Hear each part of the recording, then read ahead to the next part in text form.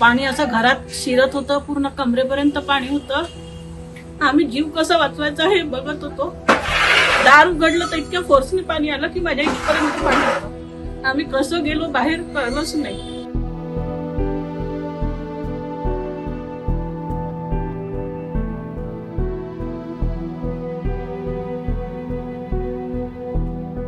माझं सगळं किचनचं सगळं सामान नष्ट झालं. भरलेलं धान्य सगळं, डबे डुबे काहीच दिसत नाही. सगळं वाहत गेलं कारण हे दार उघडल्यावर बंद झालं नाही.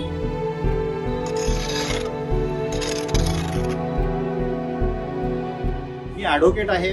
माझ्या ऑफिसमधले सगळ्या गोष्टी, माझा प्रिंटर, कॉम्प्युटर, माझ्या 20 वर्षाची प्रॅक्टिस आहे. 20 वर्षाच्या प्रॅक्टिसमधला जेवढा डेटा होता माझ्याजवळ उपलब्ध सगळा माझ्या कॉम्प्युटरमध्ये वॉशआउट झालेला आहे.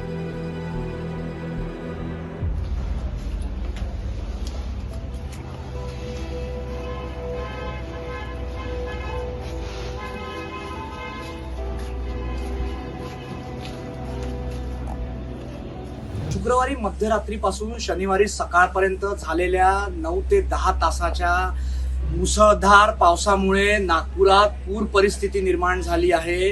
नागपुरातील अंबाझरी परिसरातील एका बाजूला लगतच्या वस्तीमध्ये यावेळेस आपण उभे आहोत. पावसाचा ओघ जरी ओसरला असला, पाऊस जरी थांबलेला असला तरी सुद्धा लोकांच्या घरी मोठं नुकसान या ठिकाणी झालेलं आहे.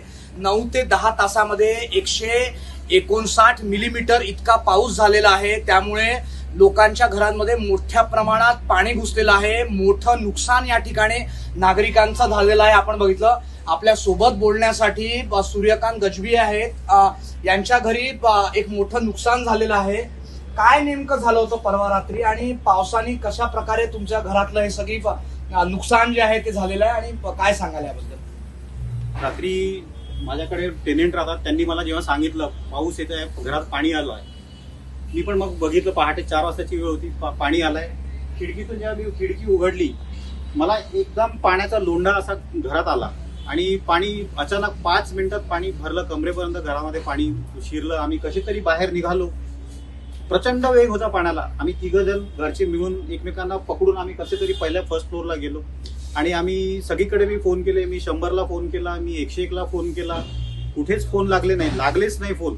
आणि माझ्याजवळ डिझास्टर मॅनेजमेंटचाही फोन होता, इमर्जन्सी कॉलचा फोन होता, तेही फोन लावले. आम्ही कोणालाच फोन लागले नाही. कोणाकडूनच आम्हाला मदत उपलब्ध झाली नाही. सकाळी 9 वाजेपर्यंत कुठल्याही प्रकारची प्रशासनाकडून आम्हाला मदत उपलब्ध नव्हती. आम्ही लिटरली बाहेर बसलेलो होतो रात्रीपासून, पहाटे 4 वाजेपासून.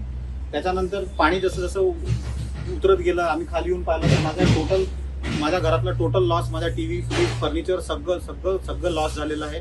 माझी गाडी गेलेली आहे. माझ्या गाडीचा लॉस झालेला आहे. मी ॲडव्होकेट आहे. माझ्या ऑफिसमधले सगळ्या गोष्टी, माझा प्रिंटर, कॉम्प्युटर, माझ्या 20 वर्षाची प्रॅक्टिस आहे. 20 वर्षाच्या प्रॅक्टिसमधला जेवढा डेटा होता माझ्याजवळ उपलब्ध सगळा माझ्या कॉम्प्युटरमधून वॉशआउट झालेला आहे. माझ्याकडे आता काहीही उरलेलं नाही. माझे स्कॅनर, प्रिंटर, लॅपटॉप, 2 प्रिंटर होते, 2 स्कॅनर होते, 2 कॉम्प्युटर होते आणि लॅपटॉप होता. अशी सगळ्या गोष्टी लॉस झाल्या. माझ्याजवळ बँकेचे काम असल्यामुळे माझ्याकडे बँकेचे भरपूर ओरिजिनल डॉक्युमेंट्स होते, ज्यांच्या मला सिव्हिल सूट्स टाकायच्या होत्या किंवा ज्यांच्या मी ऑलरेडी टाकलेल्या आहेत. असे सगळे ओरिजिनल डॉक्युमेंट्स होते. सगळे पाण्यामध्ये स्पॉइल झालेले आहेत, नष्ट झालेले आहेत सगळे. आपण बघितलं आणि मोठं नुकसान या ठिकाणी झालेलं आहे. जे कागदपत्र होते ते कागदपत्र वाहून गेलेले आहे पावसाच्या या मुसळधार पाण्यामध्ये. घरांचं नुकसान आहे, मालमत्तेचं मोठं नुकसान जे आहे ते झालेलंच आहे. ताई, काय सांगाल आपण, जेव्हा पाऊस आला होता त्यावेळेस काय परिस्थिती होती एकंदर? कारण पावसाचा वेग भरपूर होता, पावसाचा ओघ भरपूर होता. अशा याच्यामध्ये आपण कसं बघितलं? काय सांगा? अतिशय भयानक अनुभव होता तो. पाणी असं घरात शिरत होतं, पूर्ण कमरेपर्यंत पाणी होतं. आम्ही जीव कसा वाचवायचा हे बघत होतो. दार उघडलं तर इतक्या फोर्सने पाणी आलं की माझ्या इथपर्यंत पाणी होतं. आम्ही कसं गेलो बाहेर कळलंच नाही. म्हणजे वस्तू दिसतात पण त्या वाचवायच्या कशा? वस्तू पूर्ण फ्लोट होत आहे. उभं राहता नाही, आपण मागे येतोय. दार उघडत नव्हतं. पूर्ण फोर्सने दार उघडलं तर अजून फोर्सने पाणी घरात आलं आणि कसं तरी आम्ही इथपर्यंत पाणी असताना हात पकडून फ्लो असा होता, मागे येत होतो आणि कसं तरी वर गेलो. वर पण 4 पायऱ्या पाणी होतं. कसं तरी वर जाऊन उभं होतो. वरचं पण आमच्या काहीच नाही. किरायदार खाली झाले होते तर काहीच नाही. आम्ही सकाळी 4 पासून 10 पर्यंत असं उभं ओलं पूर्ण होतो. आपण बघितलं घरातलं माझं सगळं किचनचं सगळं सामान नष्ट झालं. भरलेलं धान्य सगळं डबे डुबे काहीच दिसत नाही. सगळं वाहत गेलं कारण हे दार उघडल्यावर बंद झालं नाही. सगळं गेलं बघा. आपण बघितलं किती मोठं नुकसान जे आहे ते या ठिकाणी झालेलं आहे. तू काय सांगशील ज्यावेळी पाऊस आला, पावसामुळे कसं नुकसान झालेलं आहे? कारण आता 24 तास उलटून गेलेले आहे पाऊस थांबून, तरी सुद्धा गाळ काढण्याचं काम सुरू आहे. जे नुकसान झालेलं आहे मालमत्तेचं ते तर वेगळंच, पण गाळ काढण्याचं काम अजूनही सुरू आहे. 24 तास झाले.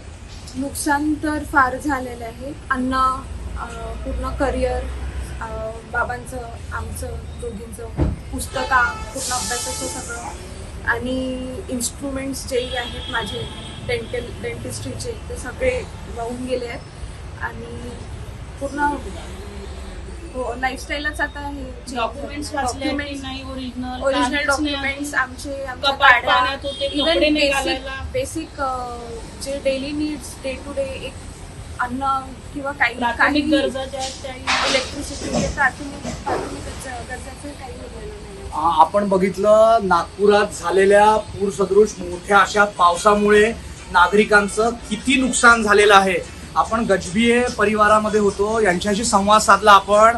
त्यांचे अक्षरशः पूर्ण 20 वर्षाचे वकिलीचे जी कागदपत्र आहेत, त्यांचे जे कोर्ट केस फाईल करायचे, जे सूट फाईल करायचे कागद आहेत, त्यांच्या घरातलं सामान आहे, हे सगळं नासधूस या पावसामुळे झालेलं आहे.